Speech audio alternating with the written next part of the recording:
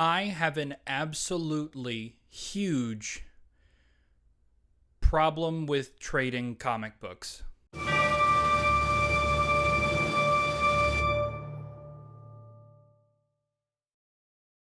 everybody, my name's Hagen, and welcome back to Lettuce Comics. The problem is an existential one, because somewhere far off in the future, there is a finite amount of dollars that anybody can spend on a comic book.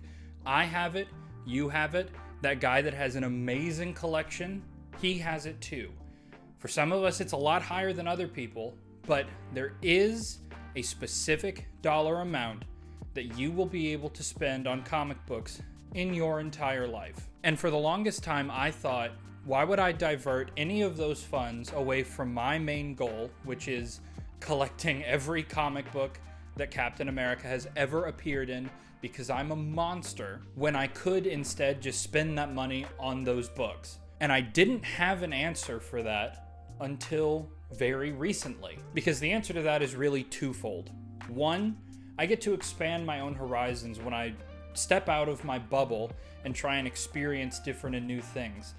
And the second reason for that is trading with other people. Now, I didn't get to trade comic books when I was a kid. For one, I didn't have anything worth trading, really, but the larger reason is that I did not have any friends that were into comic books. I didn't have friends that were into comic books until within the past 4 or 5 months or so. And to be clear, I still don't have a trade box. A lot of people have trade boxes, short boxes that are dedicated to keys and interesting books that they pick up that are designed to be traded with other people. I don't have that. I still only buy things that I want to keep. But sometimes my desire to be able to trade with another human being and have that sort of really fun experience is outweighed by how much I want to keep that book. Strike that. Reverse it. And so just to be clear, none of these books that I'm about to show you are books that I want to throw away. If I have to keep all of them, perfectly fine with me. That's why I bought them.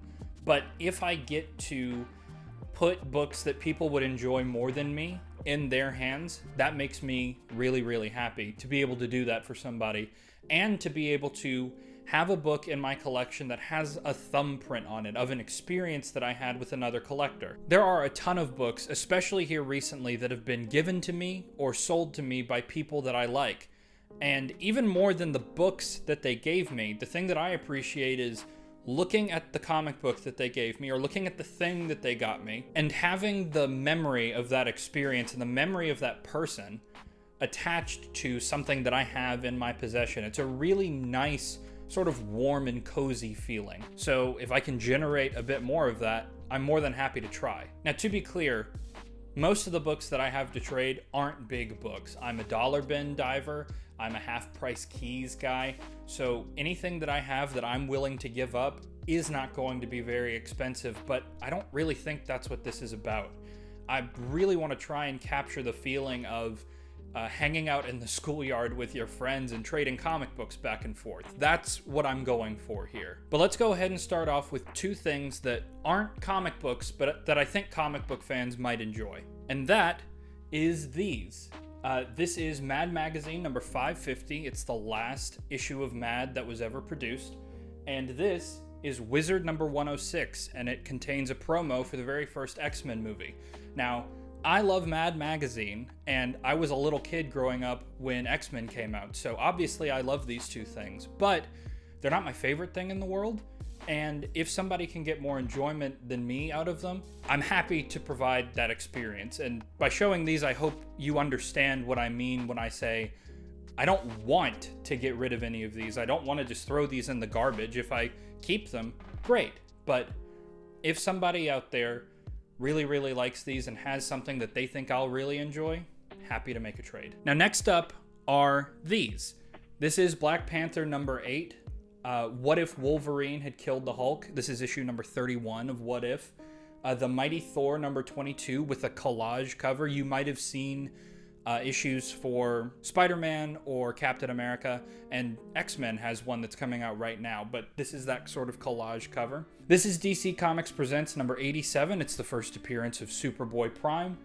Fantastic Four number 238, and Lady Death Between Heaven and Hell number 1. The next things that I have are the Avengers number 223 with that awesome classic Hawkeye shooting Ant-Man cover, a Batman number 309 that I picked up a little while ago.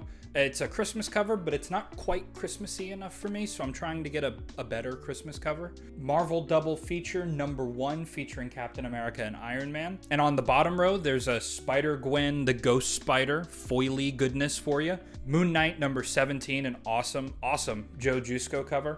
And Alex Ross cover with United States of Captain America number 1. Next up is the Spectacular Spider-Man number 101. That awesome John Byrne negative space cover.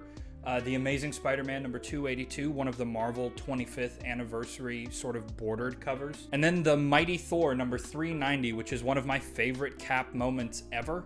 On the bottom row, there's Amazing Spider-Man Annual number 21, all new Captain America number 1, the very first time that Sam Wilson has his own solo series as Cap. And finally, Cap number 333, first appearance of John Walker as Captain America. And then finally, the last books that I have, I told you that I don't have a lot in my trade box. Captain America number 114. A lot of people really love this cover. Obviously, I do too.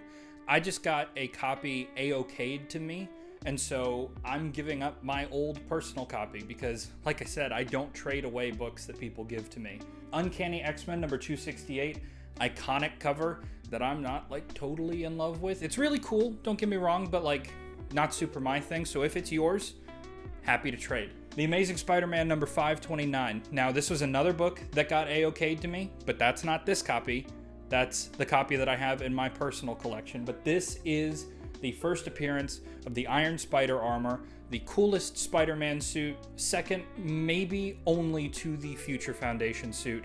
You can call me a moron in the comments if you like. And then starting from this side, this is the Uncanny X-Men number 1. This got thrown in as a freebie to me when I was shopping at the Certified Nerd the other day. And it's just a really cool cover with Gambit, Rogue, Nightcrawler, Jubilee, and Wolverine on it. Then Uncanny X-Men number 151, and finally, the rarest book of all time, Todd McFarlane's Spider-Man 1. Now, the only reason that I even made a video like this is because a few people sort of encouraged the idea for me.